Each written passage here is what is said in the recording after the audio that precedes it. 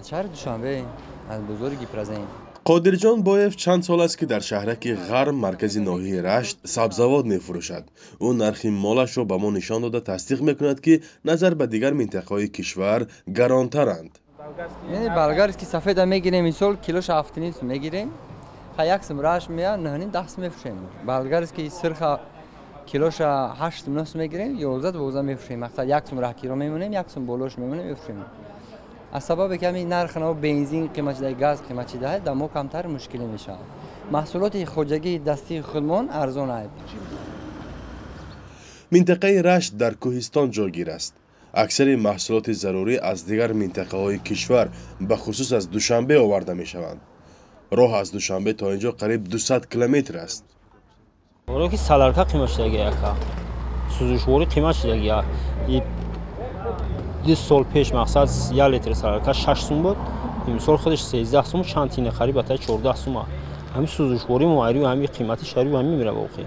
یا لیل نوبود میریم خودش روی 2000 سوم زیاد رسول میکنه. همه بعد سری همین میگم میره و سری هم خربزه میزنیم. 150 دوناش بول میکنیم خودش روی 7 سوم 8 سوم سری دوناش میابم جرا.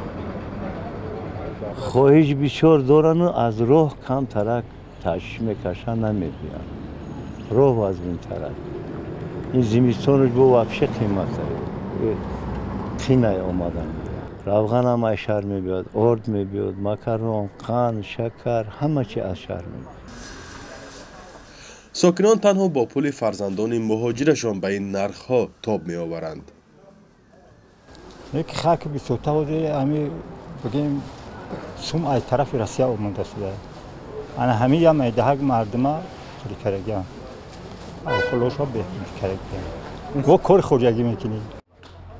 ناحیه لخش در منطقه رشت با قرقیزستان هم سرحد است. تاجران گفتند تا بسته شدن مرز در سال گذشته برخی محصولات از قرقیزستان می آمد که ارزانتر بود. 6 سوم. کنیش این طرف ارزانتر بود جگراتور میوردن 4 نیم سوم 6 سوم میفروختن. مسئولان رشت هم مثل تاجران دلیل گرانی محصولات را به دوری راه و گرانی نرخ‌های اولیه ربط می‌دهند. اما میگویند نرخ‌ها زیر نظارتند.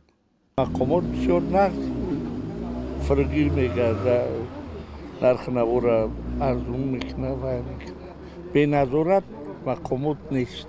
برخی از تاجران میگویند نرخ و نوا اساساً رو به بالاست. اگر مهاجران مبلغ نفرستند بازار نیز سرد میگردد. زندگی میانه اکده این خیلی خوب نیست.